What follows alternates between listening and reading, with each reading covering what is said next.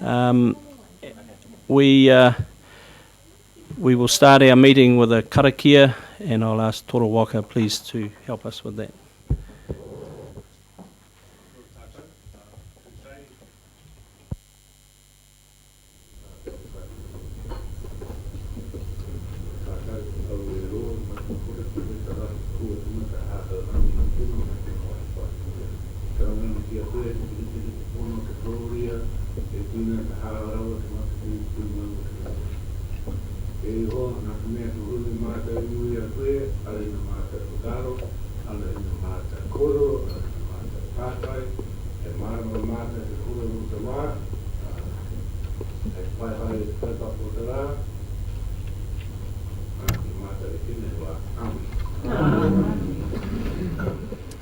Kia ora. Right.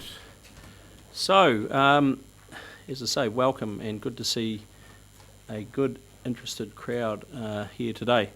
I have a notice, because of the quite obvious interest in this issue, certainly around water, I've asked that this meeting be recorded today. And just remind everyone that it will be recorded, so please direct your questions through the chair, use your microphone, and just treat everyone here with respect, including our staff. I'll make that quite plainly at the beginning, but this meeting will be recorded. May I ask a question about that? Sure. My fellow councillors will remember that I was on the losing side of a vote to appropriate money to record all important council meetings, including its committees and so forth. And we explicitly rejected that. So where's the money coming from, and what's the basis of recording this meeting? To record all the meetings was a budgetary constraint, I think, at the time. The last big meeting we had on water was recorded, and I've asked for an exception today. The Chief Executive's agreed that we record this meeting, but it will not be the norm. You're dead right. Further notices, please. Okay. Apologies. Now, I think. Yes, apology for Nigel Baker. Okay. All our councillors are correct and present. Looking good. Okay. Someone happy to move that we accept that apology for today, please. Councillor Scott, thank you. Seconder for that. Thank you, Councillor Barker. Put that motion. All those in favour, please say aye. Contrary, no. Carried. Conflict of interest declarations for today. Thank you. Right, let's go to the minutes of the 4th of November. Very quickly for accuracy, page 2, page 3. 4 and 5. Nice brief set of minutes. Someone happy to move that they are true and correct record. Thank you. Councillor Pipe, we have a seconder for that. Please, thank you, Councillor Bevan. Put that motion. All those in favour, please say aye. Contrary, no. Carried. Matters arising from those minutes.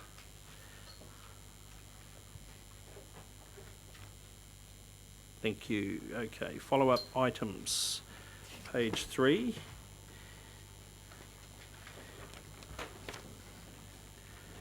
And I'll hand it over to Mr. Maxwell. Oh, sorry, could have been a notice, should have been a notice. Our Chief Executive is unavailable today. She's away with her family today, so not an apology required, but just as a notice.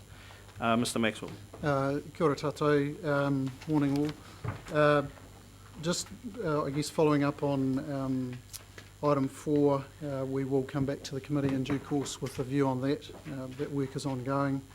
And item 5, the workshop, I've had a very brief discussion with the co-chairs on this. I'm just keen to clarify, if you like, the scope of what the workshop may be. I think we have an understanding of that now, and we'll look to bring it to the workshop session of the April meeting, depending on the committee's workload. We elected not to bring it to this committee meeting because of staff commitments and because of the workload for this agenda today. Thank you.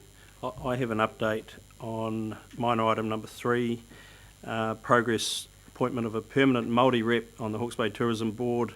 I'm not sure whether Councillor Pipe's even up with this, but I did a bit of homework this morning, and the Chief Executive, Ms Dundas, they will be going to the market in the next 4 to 6 weeks, I think is correct. I've suggested that perhaps someone from this, a Māori member of this committee might even sit on that process, but look, we're still formulating that. But the job description, etc., will be going out in the next 4 to 6 weeks. So there's some progress on that. Any questions on any of the above? Someone happy to move then that we accept those follow-ups? We have that. Thank you, Councillor Dick. We have a seconder, and thank you, Councillor Scott. Discussion. Excuse me, I'll put that motion. All those in favour, please say aye. Contrary, no. Carried. Right. Minor items not on the agenda. Councillor Graham. Waihi Dam.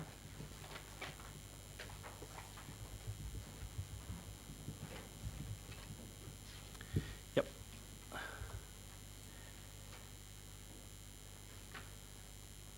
Good. Done. Right, let's get into the body of the meeting then.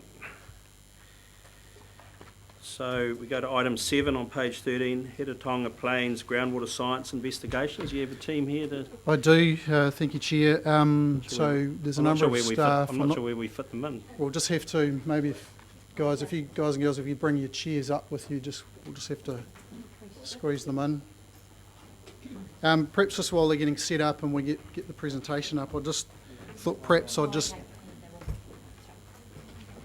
give the committee a little bit of background, because I think in hindsight we've probably glossed over some of the background for this paper for the benefit of this committee, recognising that there are participants in the committee who aren't on council and haven't heard or may not be aware of the discussions and the information that's been put to council prior to this.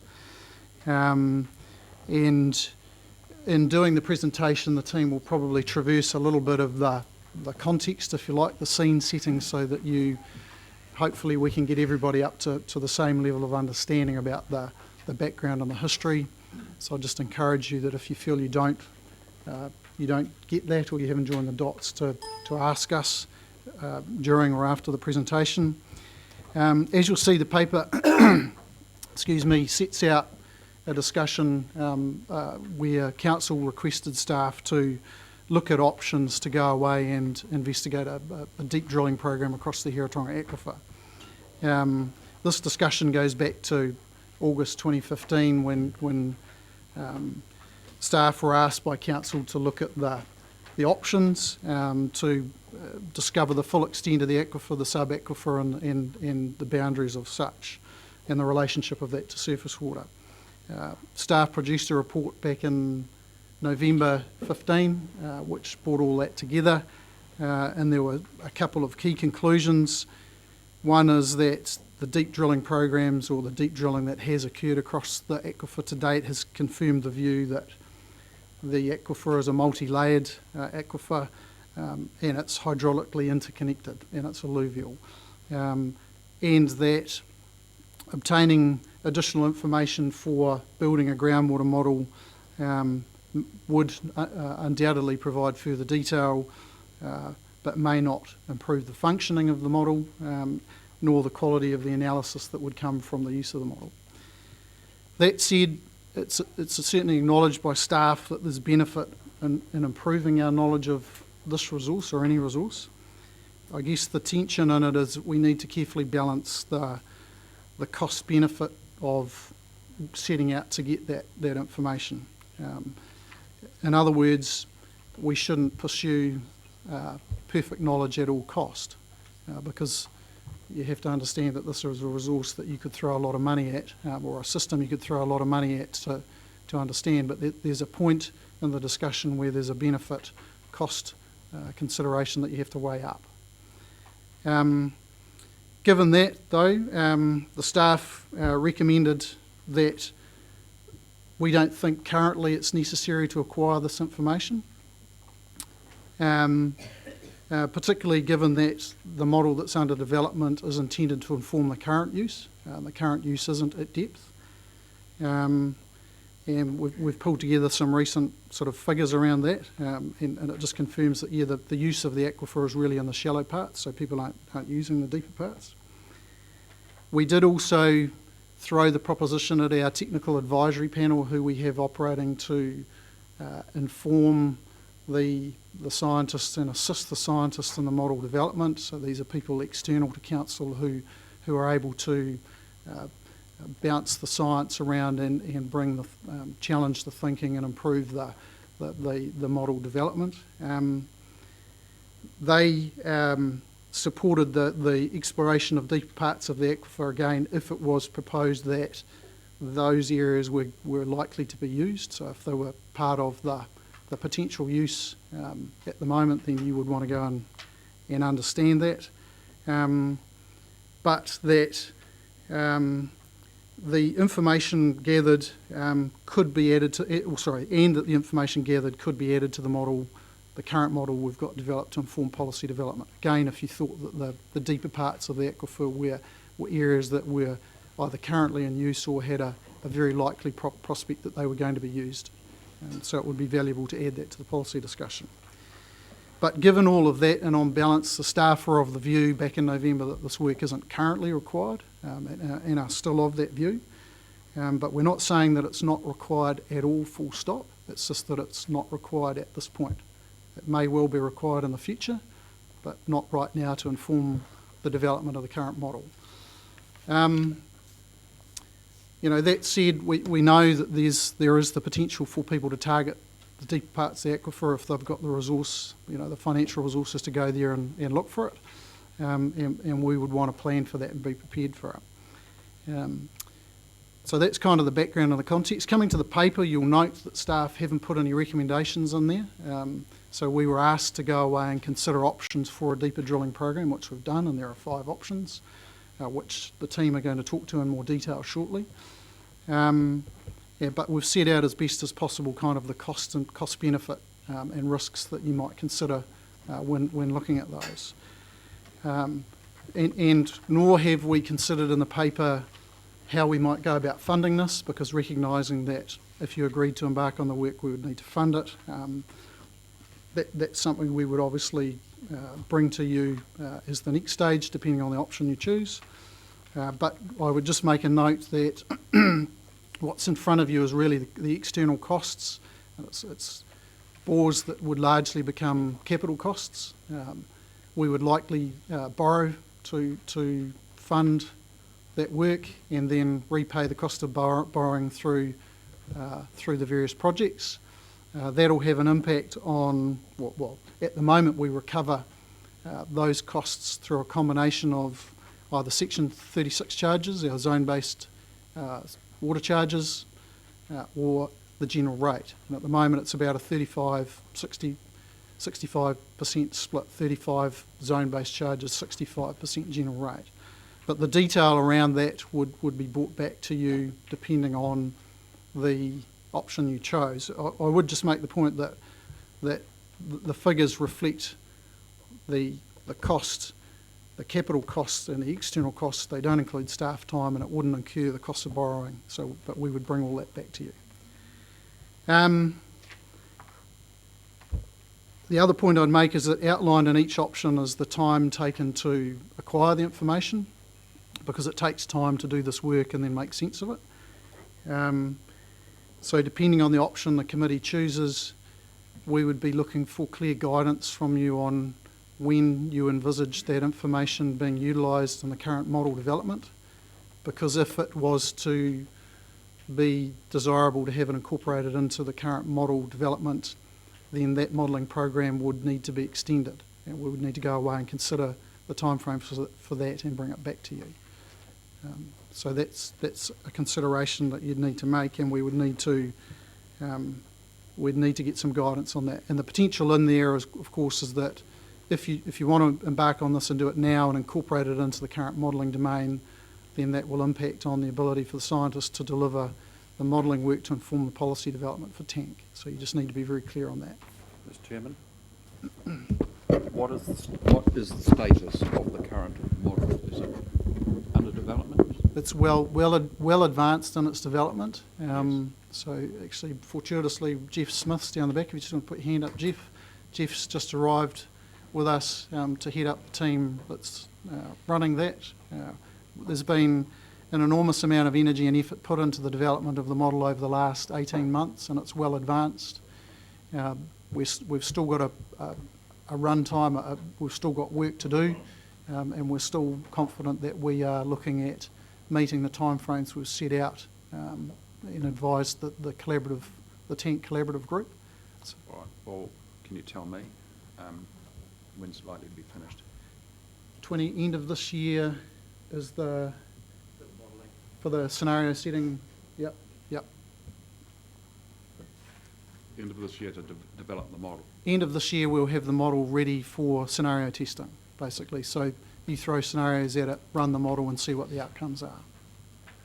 So that the model was ready for policy being advanced to the community at some stage in 2017.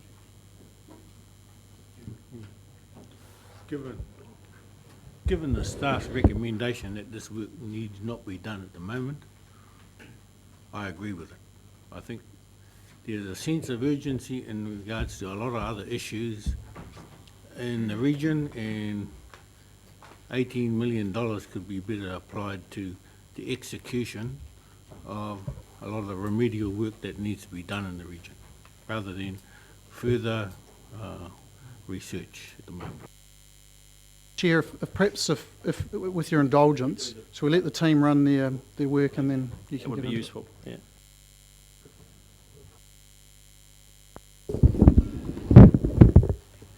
Good morning, everyone. Kia ora koutou. Ian, I'll just pick up on going through the options.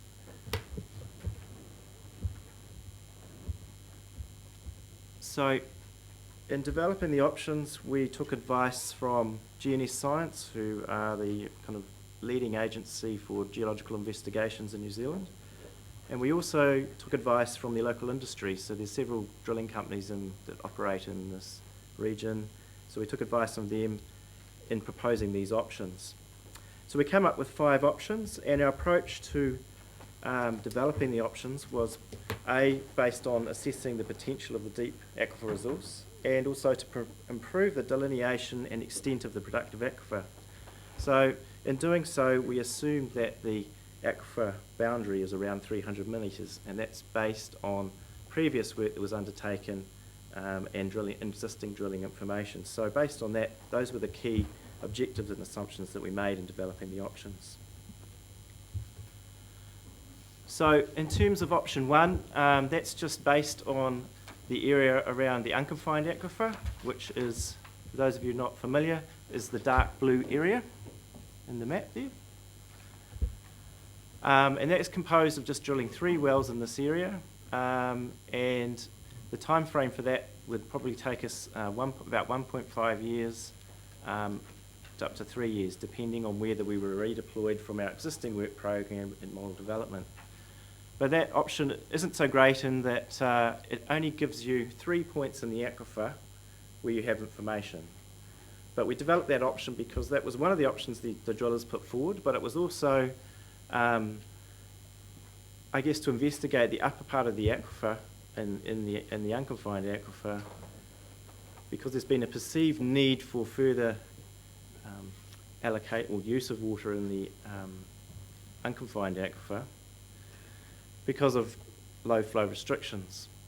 However, drilling deeper into the shallow aquifer may not necessarily provide more water, because the whole aquifer system, as Ian explained earlier, is inextricably linked. Anyhow, that's option 1. Option 2 is a slightly better option in that you're able to fill in the spatial gaps between drilling 3 deep wells. And both of these options would require drilling not only 1 investigation well to nominally 300 metres, but we'd also have to drill 2 other wells to actually consider the connection between the upper parts of the aquifer and surface water. So the costs have been developed with that in mind. We'd also need to do water quality testing. We'd also need to do some water ageing and isotope work. So there's quite a bundle of work sitting in that cost structure that's outlined in the paper for those options. Option 2A includes 3 wells plus collecting some new geophysical data. So the geophysics provides the spatial interpolation between drilling wells. So option 2 was based on looking at existing geophysics that we have that was collected for the previous investigations. But however, that data may need some reinterpretation in light of the new wells that might be drilled. So 2A was put together to consider collecting some new geophysical information, which has a modest increase, I guess, in the cost of that option. Option 3 looks at developing a full understanding of the whole aquifer system, not just the dark blue area, so it considers the whole of the aquifer system spatially. And the advice we sought was that 10 bores plus the geophysics would provide you with sufficient information to, if you wanted to look at understanding the deeper aquifer resource spatially right across the whole system. Now, turning to option 4, that was just for drilling only. And so that's quite an expensive option because you're basically drilling a whole lot of wells and turning the aquifer system into Swiss cheese, I guess. It's very expensive and you wouldn't get the spatial resolution that we'd get for option 3. So if you were considering doing this work, option 3 would be the better of the last 2 options if you wanted to look at the whole aquifer resource rather than just the unconfined aquifer at the top of the basin. So there's many limitations and risks with doing this work. We may find low water quality in that deeper aquifer. Work that we've done so far would indicate that the water quality is very low. There's one particular well I'll draw your attention to that we drilled perhaps 2 years ago in the Hill Road area, which was brackish at about 100 metres. Our other deeper wells that we have information, the water quality is also not so good. It's generally mineralised, high in iron, so it may not be suitable for a number of uses. So that's another consideration. Drilling to that depth has also got challenges because in terms of drilling techniques, yes, the drillers can do it, but there are technical difficulties that you may encounter with the way the formations respond at depth.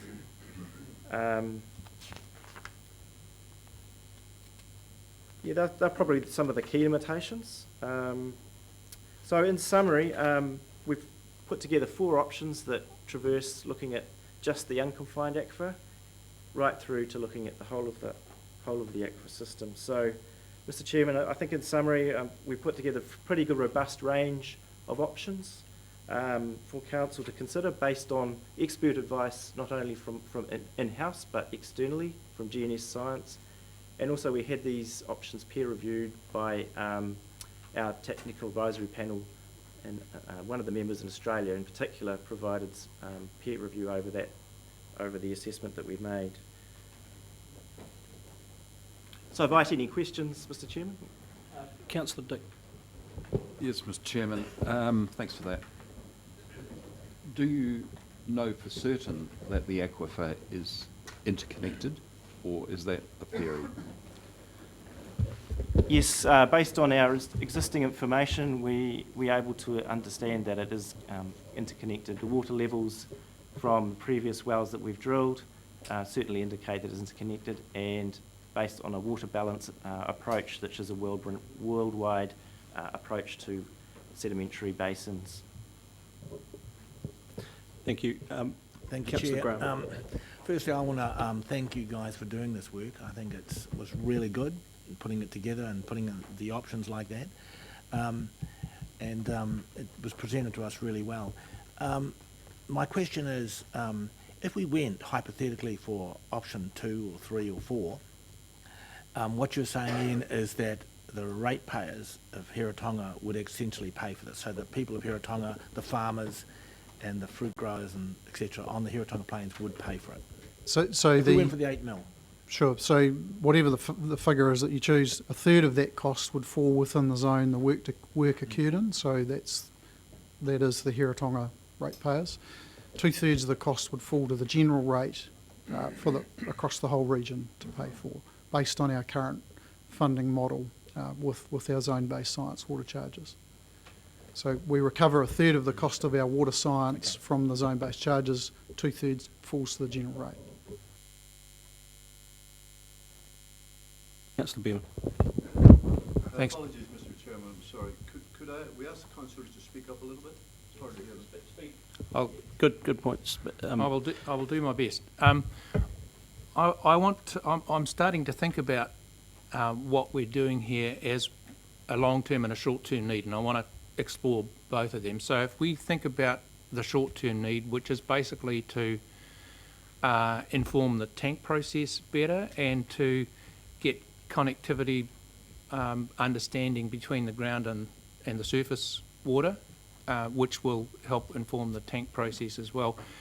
What you're really saying to us is that the options that are available would not inform the tank process because we wouldn't get that information in time, and in fact it might be worse than that. It might actually slow down the tank process because it might divert some resource away from that. So let's just park the long term for a sec, we'll come back to it. Let's talk about the short term. Now on item 23 in the paper that we've all got here, you talk about collecting isotope tracer information for analysis purposes. Now, I'm not a scientist, but as I understand it, the various sources of water that we have, the various parts of the aquifer, the various confined layers, all have their own DNA. Is that correct? So they can be separately identified.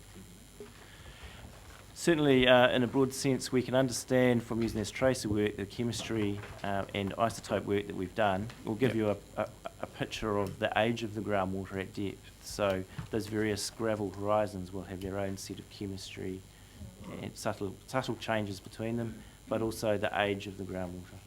Right, and in order to do that analysis, which will help us to establish connectivity between the different confining layers and also between surface and groundwater, it's a relatively cheap exercise. I'm told it costs about $2,000 for each analysis that you would do. Is that correct, give or take?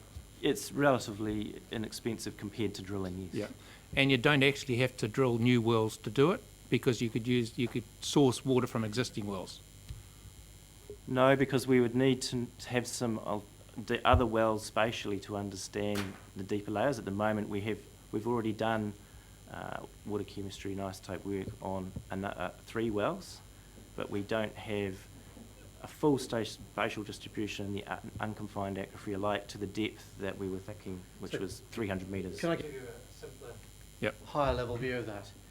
If we're monitoring isotopes, what we're interested in is the pathway of the water from an input point to an output point. Yep. And at the moment, our monitoring deals mainly with the shallow environment. So we're very well equipped to be able to sample the water as it travels along that shallow pathway. If the water travels through a deeper pathway, then we don't have wells in many situations to be able to monitor it as it goes. And we rely instead on capturing the water as it comes back to the surface at the end of its path. It does a big loop through the aquifers and comes up again.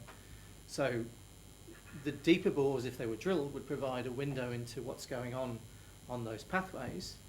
But as it stands, we still can see what's happening as the water goes in, and we can see what's happening as the water rises to the surface again, if it does that.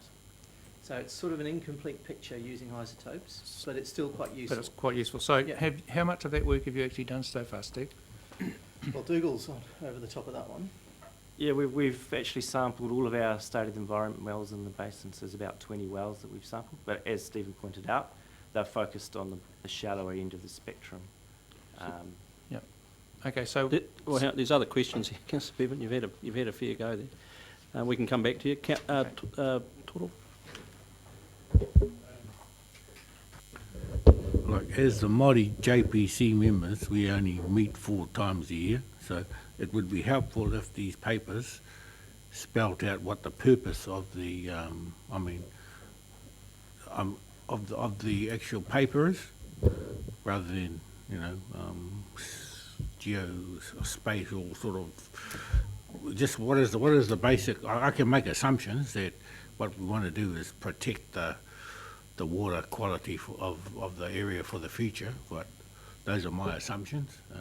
So what is the purpose? Yeah, so, and look, I do apologise that, you know, in hindsight, we probably didn't give you enough background and context to kind of clearly form the view. I tried to explain earlier that this has come through a series of requests from council for staff to go away and figure out A, the merits of, and then B, the cost of investigating the deeper parts of the aquifer. So drilling holes, either drilling holes at depth and or acquiring seismic data, which is effectively sound waves poked into the ground, and then looking at the reflections to draw a picture of the geology underneath, so we can have a better understanding of what the aquifer looks like at depth and what's down there. So that's kind of in a nutshell what was asked for staff to go away and do. And then the secondary question associated with that is that information required for us at the moment for our modelling work, which is then going to be used and will come back to this committee and be used to inform the discussion and debate around limits and allocations for surface and groundwater. So it's a very important, and I would say probably the most significant body of work for the scientists anyway, and it's likely to be a hotly debated area of the policy development. So understanding the resource will inform the policy work. So we've done all that and looked at the options and said, well, actually, given the current use of water and where people are accessing it from, which, you know, just running through some figures here, that the mode or the most common depth for bores across this area is 30 to 40 metres. There's about 480 of them at that depth. So most people are getting the water from relatively shallow depth, and we know that the resource underneath is connected to it and would be considered as part of the allocation. What we're saying is we've done that investigation and looked at the options, and there they are there, and those are the costs of going deep and having a look and figuring this thing out. And we're saying we don't need it right now for the modelling work we're doing to inform the current policy, but we're not saying that it's not ever going to be required or ever of value, because maybe in the future that understanding depth is important, because that's where irrigators are looking to go to access the water because of restrictions that might come in place through the policy work based on the current shallow use. So we're not saying that this, and look, when the scientists started working through all this, there was a hum in the building because they thought we're going to be doing a whole lot more science. I'm just getting clarifications. The client is irrigators? Well, the client is really the community in setting its policy for this resource. That's ultimately the client. One of the users would be irrigators, because they're obviously an integral part of it. I'm just trying to work out who the driver is. From a science perspective, the science team perspective, the driver or the client, if you like, is James' policy team. We're creating tools and information to provide them to then engage the community in a debate and a discussion around limits and allocations. And I'll just reiterate that currently, based on the environment that we've got and the use of water currently, there's no interest or requirement to go deeper. Therefore, the model doesn't need to have that level of understanding. It may well do in the future, and I guess where I'm going with this is that my recommendation would be that if there was an appetite for doing some of this work, we would want to go away and come back to you with a longer term program of work to deliver that, rather than a short term program, because currently it's not needed for the work we're doing to inform the policy discussion. Thank you. Councillor Belford. Yeah, I think the why question takes us back. I'd go back a little step further as to the reason for this. There's a clear difference of opinion between practitioners in the field out there. Your question, Councillor. Well, I'm trying to... Well, no, you've got a question here. You can have your comments at the end, once we get to a decision. Other questions? Councillor Scott. I have more than one question, Mr. Chairman. I'll try the first one anyway.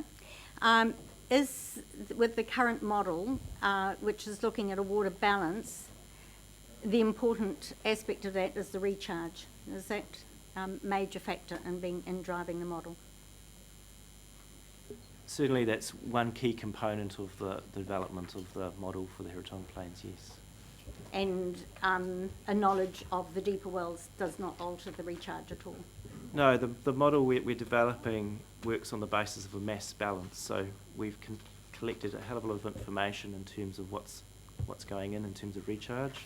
So we have good understanding of how much is coming in from rainfall, how much of that water that falls on the ground is going through into the aquifer, but also we've done gauging work to understand the capture of river water from the Ngārororo into the aquifer, so that the key recharge sources are river and rainfall recharge. Thank you. Mike? Well, one or two more, and then I want to go back to Councillor Bevan. So. Well, my second question is, you've referred to the existing model and to the timeliness of the existing model. Is it fit for purpose? You referred to the fact that it has been peer reviewed. It's not just developed in-house. Could you tell us why you are satisfied, if you are, that it is fit for purpose? I might take that one from Dougal. Thank you. So the model that we're using is a modelling, so it's based on a modelling platform that is internationally used, which is ModFlow and ModHMS. They're two components of a particular type of proprietary software. And ModFlow is widely used in the public space by a huge number of organisations. So from the perspective of modelling software, we're right up there and we're using state-of-the-art. In terms of the approach that we take to doing our modelling, we, as Ian partly articulated, rely on the advice from the Technical Advisory Group, who are a group of technical experts in a wide range of fields that help us out in not just the model but also the data that goes into it and the related aspects of water quality and ecology, amongst other things. Then we have a technical advisory panel who are a group of specialists in groundwater modelling and the use of groundwater models and surface water models, who assist us to test our ideas all the time. So we referred to a peer review of this work that we've put in front of the committee today, and that peer review was done in part by the technical advisory panel members, but also by a specific member of that group who has expertise in the sorts of things we're trying to achieve. When we come to technical questions, we as a group in science want to make sure that we're making sensible decisions. Where our expertise is perhaps augmented by others outside the organisation, we go and seek their opinion, because we want to make sure that what we produce with these models is effective science and appropriate for the sorts of decisions that this committee and the TANK group need to make in their decision-making framework. So it's been thoroughly tested as a series of ideas. Now, you may also remember as a committee that we referred to a group that we brought together recently to talk about the way in which we approach the sampling of water and the observation of water, particularly groundwater, on the plains. And that's an example of that wider discussion that we have with both our peers in science, but also practitioners in the process of drilling bores and making observations of bores. Thank you. Councillor Bevan, then Councillor Pott. Okay, just two more things.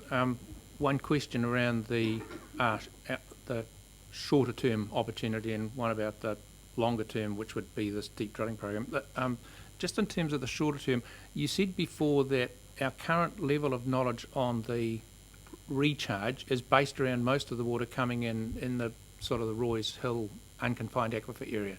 Okay, so several of us went on a bit of an exploratory trip around the plains with Russell Bayliss a few weeks ago, and he took us, 20k up the Ngārororo River Valley and pointed at aquifers on both sides of the river valley which had significant flows in them, and also the same thing up the Tutaikuri. It's his belief that actually a lot of the water that comes into the aquifer doesn't come from the recharge area that we currently believe. It comes way further back, and there are lots of sources that we don't understand. We don't know whether they go into the aquifer, the shallow aquifer that you've been talking about, or whether there are other confining aquifers underneath. If we did isotope testing, could we explore that further and maybe come to some conclusions?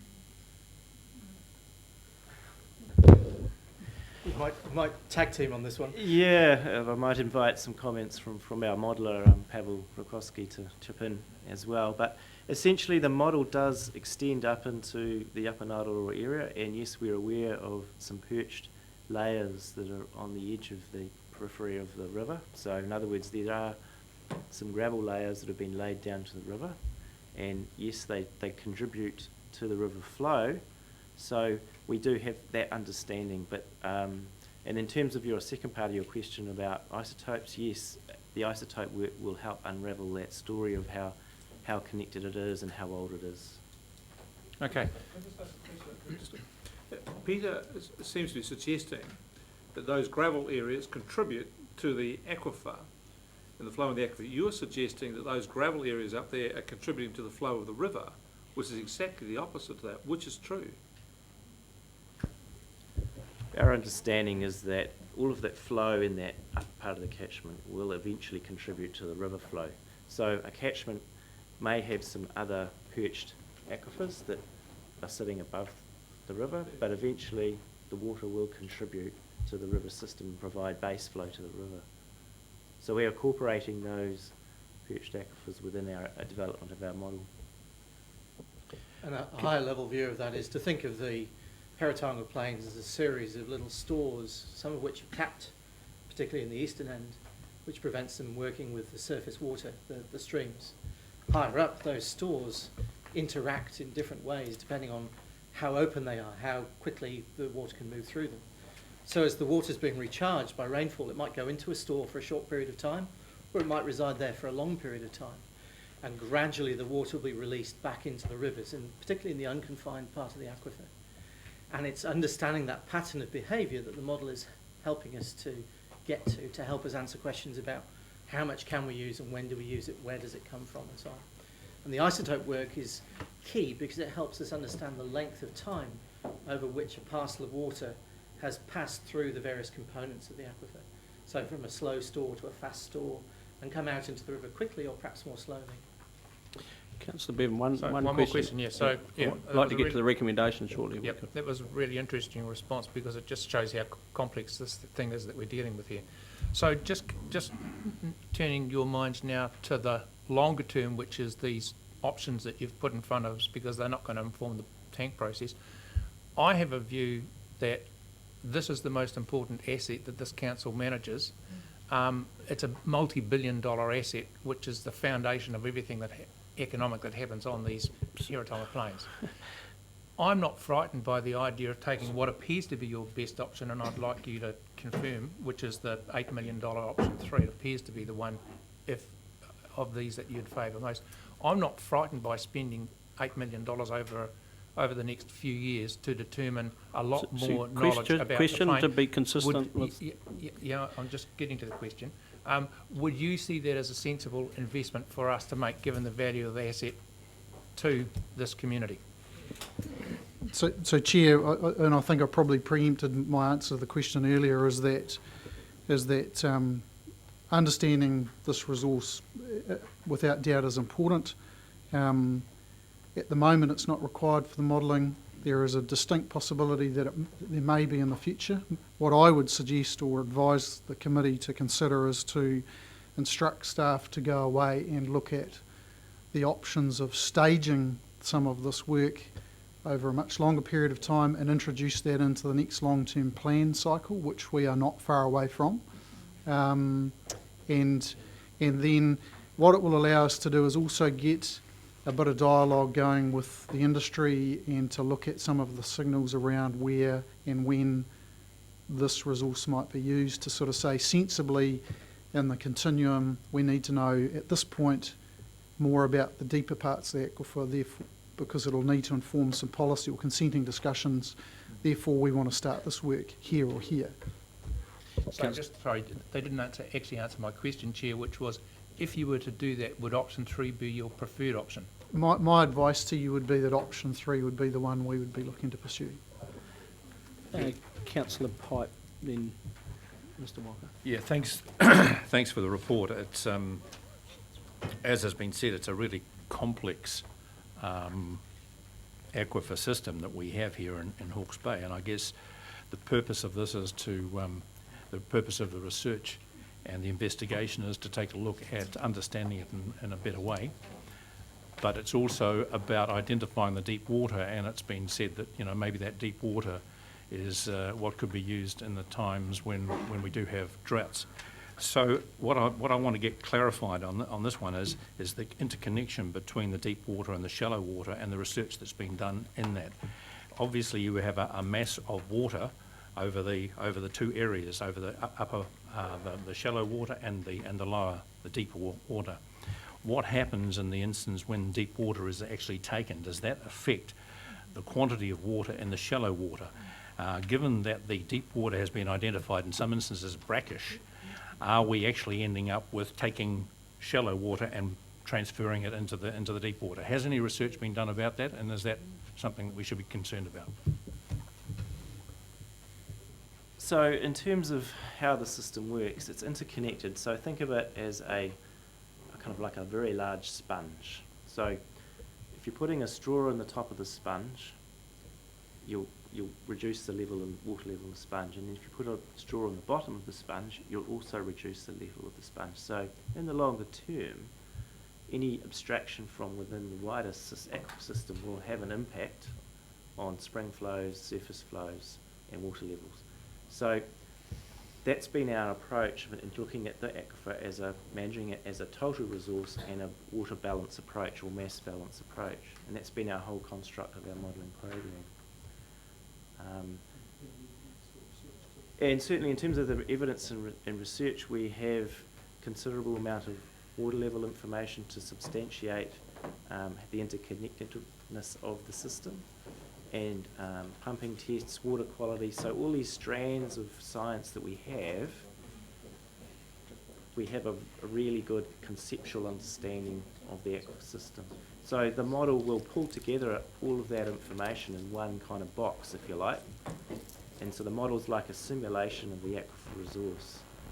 And so we'll be able to run some scenarios of, well, what if we take more water from the system, what happens? So that's the construct of where we want to get land in the tank process, is running the scenarios to inform policy. Okay, what if we hit double the allocation? What if we... These are the sort of things the model will be able to do in the long run. Just Mr Walker. last question.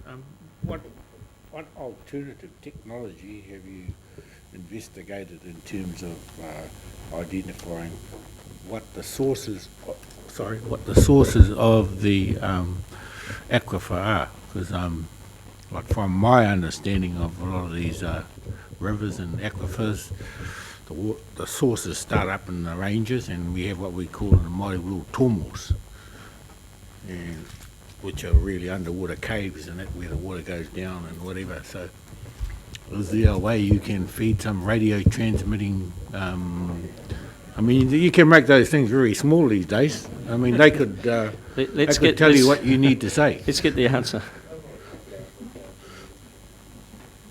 So there's a couple of technologies that we can use, and in fact we do use for doing just that sort of work. One of them we talked about a little bit earlier, which was isotopes. And isotopes are basically chemical fingerprints, as Dougal articulated, that change slightly over time. So when you have a parcel of water that enters the system, it has a particular fingerprint, and that fingerprint gradually shifts in a known way as it spends time passing through the system. So by the time that parcel of water comes out again, the fingerprint is quite distinctive, but we can also tell from the fingerprint how long it's taken that parcel of water to arrive. So that's quite a useful technology. And the other one is that, well, it does to a degree, yes, because the longer it takes to pass through the system, the more time it's spent at depth. So we have a good understanding from the recharge monitoring we do and the springs that we monitor about the connectedness of those systems. And we know from the modelling work we already have that the deeper a parcel of water goes, the longer it takes to traverse that length of the aquifer. And the age that you see at the point the parcel of water arrives at the surface again tells you more or less how deep it's been. So the older it is, the deeper it's likely to have been. And some of the chemical signatures will also tell us whether it's been sitting in an area where no oxygen is getting to the water readily, so a redox zone, a reduced environment. And those sorts of chemical parameters help us identify whether a piece of water has been down for a long period of time or a short period of time. I'm going to take one more question. I'm actually going to adjourn this item because we do have visitors sitting patiently waiting for a 12 o'clock start.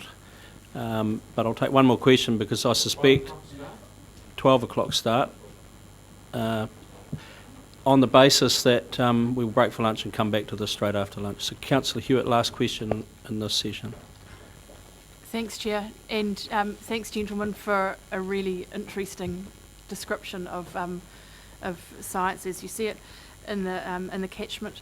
My question is, given that we have increasing consumption of power and increasing power prices, steadily increasing, and it's pretty expensive to be drilling down to be bringing water up long-term for irrigation below what I understand is a certain depth.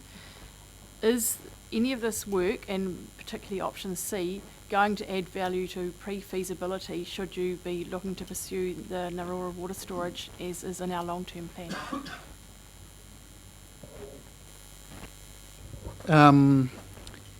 I'm not sure whether it would add value to pre-feasibility for Narora storage. We'd need to go away and have a think about that. I guess your point is more about what's the likelihood that people want to pursue water at depth, given the costs to get there and the costs to get the water out, notwithstanding whether it's there and the quality of it when you get there. And that is an unknown, and you wouldn't know that until you literally put holes in the ground and found out. But what I'm saying is that currently the signals are not there that people want to do that, because most people are in sort of 30 metres on average. However, where it may be valuable for people to consider going to depth is where they are connected to a surface water flow, i.e. they've got a minimum flow, that they're what we call a stream depleting take. So if they take water from the ground, it affects the flow in the river nearby. If they're shallow, that connection tends to be very strong, therefore there is value in connecting the take from ground to a surface water allocation and a minimum flow. So that has limitations if you're a user of water. There is value in being able to go deeper if you can demonstrate that there is either less or no connection at depth to the flows in the river above. However, this work would not add to our current understanding of that relationship. Okay, so hold all those great questions and answers in mind, and I'd actually like to, let's stick with the agenda. We've got some visitors waiting patiently here from Ngāti Kahungunu Iwi Incorporated. Welcome, everyone, and we might actually, this is an opportunity to welcome them to the table.